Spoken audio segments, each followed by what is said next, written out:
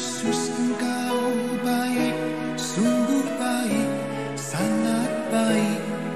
Yesus, Engkau baik, sungguh baik, sangat baik. Kasih-Mu tak berkesudahan, kasih-Mu kekal selamanya. Aku telah mengenal kasih karunia-Mu, aku telah mengenal kasih karunia-Mu.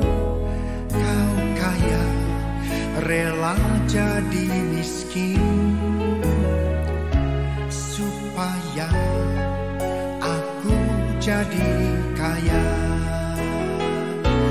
Hosana, Hosana bagi Yesus Allahku. Hosana, Hosana bagi Yesus Tuhanku.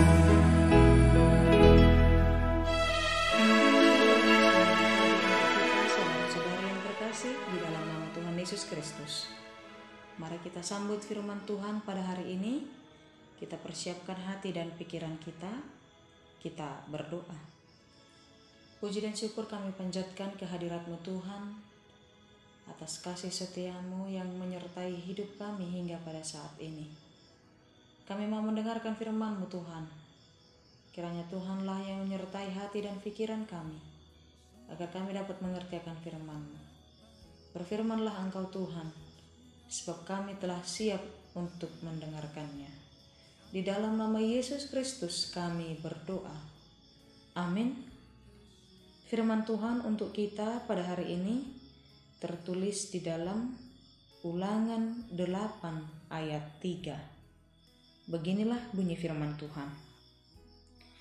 Jadi Ia merendahkan hatimu, membiarkan engkau lapar dan memberi engkau makan manna yang tidak kau kenal dan yang juga tidak dikenal oleh nenek moyangmu, untuk membuat engkau mengerti bahwa manusia hidup bukan dari roti saja, tetapi manusia hidup dari segala yang diucapkan Tuhan. Demikian firman Tuhan. Saudara-saudara yang terkasih di dalam nama Tuhan Yesus Kristus, tidak salah memang jika orang mengatakan pengalaman merupakan guru yang sangat berharga dalam hidup kita. Karena dari pengalaman kita dapat mengetahui dan mengevaluasi hal-hal yang telah kita lalui.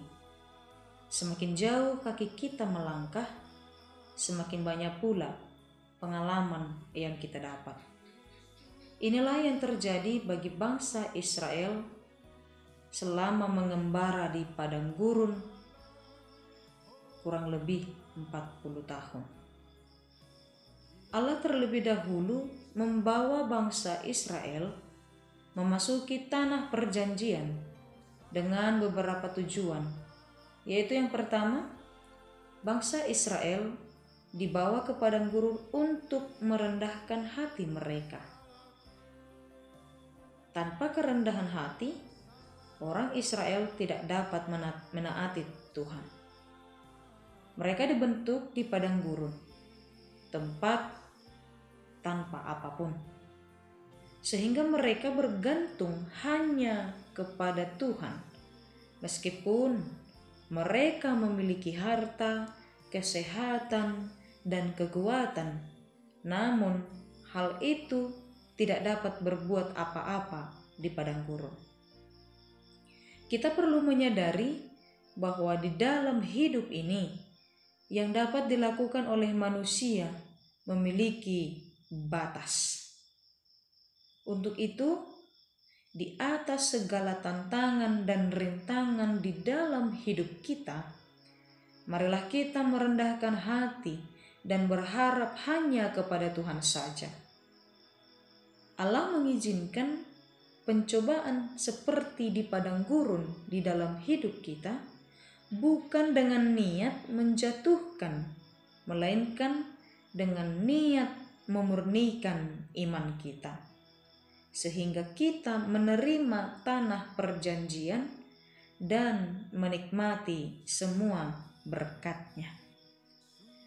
Yang kedua, orang Israel dibawa ke padang gurun agar mereka mengerti bahwa manusia hidup bukan hanya dari roti saja, tetapi dari firman yang Allah ucapkan.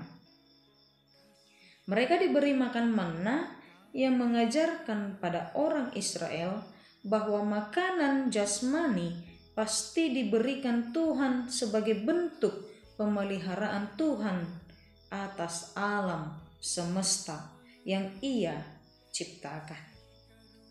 Matius 6 ayat 26 berkata, "Pandanglah burung-burung di langit yang tidak menabur dan tidak menuai dan tidak mengumpulkan bekal di dalam lumbung, namun diberi makan oleh Bapamu yang di surga. Bukankah kamu jauh melebihi burung-burung itu?" Demikian firman Tuhan. Untuk itu, saudara-saudari yang terkasih, ada makanan yang lebih penting dari makanan jasmani. Karena secara jasmani Tuhan akan memelihara hidup kita dan memberikan kita makanan. Dan untuk itu Tuhan ingin menjelaskan bahwa hidup kita tidak hanya hidup dari makanan dan roti saja, melainkan makanan rohani. Makanan rohani yang kita peroleh dari firman Allah. Orang yang setia mendengar dan melakukan firman Allah adalah orang yang sehat secara rohani, dan merekalah yang benar-benar mengalami hidup yang berkelimpahan. Kiranya Tuhanlah yang menguatkan kita untuk melakukan firman-Nya. Amin. Kita berdoa. Puji dan syukur kami ucapkan kepadamu Tuhan, pada hari ini kami masih memperoleh kesempatan untuk memuji dan memuliakan nama-Mu. Terimalah Tuhan ibadah kami pada hari ini agar boleh berkenan di hadapan-Mu. Berkati Tuhan seluruh kegiatan dan aktivitas yang akan kami lakukan hari ini. Biarlah Tuhan juga yang menuntun kami ke jalan yang Engkau kehendaki. Berkati Tuhan seluruh anak-anak-Mu yang berada dalam proses pendidikan. Ajari mereka Tuhan agar mereka boleh berhikmat seturut dengan kehendak-Mu. Berkati juga Tuhan seluruh jemaat-Mu yang mungkin pada saat ini ada yang sedang dalam sakit penyakit, sedang dalam pergumulan dan berbeban berat. Biarlah kiranya Tuhan yang segera memulihkan jasmani mereka, menguatkan iman mereka, agar mereka boleh berpengharapan hanya ke dalam tangan Tuhan. Berkati juga Tuhan orang tua kami yang sudah lanjut usia. Kiranya Tuhan menguatkan mereka agar mereka boleh menjalani setiap proses kehidupan mereka di dalam sukacita yang daripada Engkau. Tuhan Yesus, ampuni dosa kami agar kami layak di hadapan-Mu. Di dalam nama Yesus Kristus kami berdoa. Amin. Anugerah Tuhan Yesus Kristus, kasih setia Allah Bapa, dan persekutuan Roh Kudus yang menyertai kita selama-lamanya. Amin. Demikian firman Tuhan untuk kita hari ini.